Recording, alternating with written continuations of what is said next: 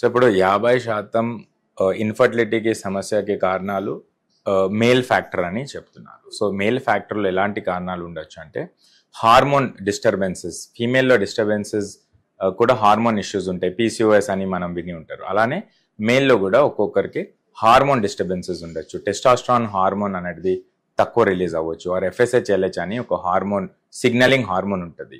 So ఆ levels తక్కువ ఉండొచ్చు.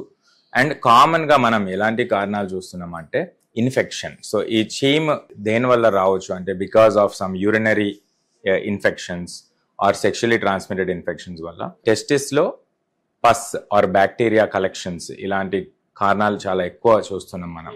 దీనివల్ల స్పర్మ్ ట్రాన్స్పోర్ట్ స్టక్ అయిపోతుంది. సో స్పర్మ్ ఉత్పత్తి అవుతుంది కానీ స్పర్మ్ బయట వచ్చేసరికి డ్యామేజ్డ్ స్పర్మ్స్, డెడ్ స్పర్మ్స్ ఎక్కువ రావడం, ఆర్ ఒక్కొక్కరికి కౌంట్ మొత్తం 0 కూడా పడిపోతుంది సడన్ గా. అది కూడా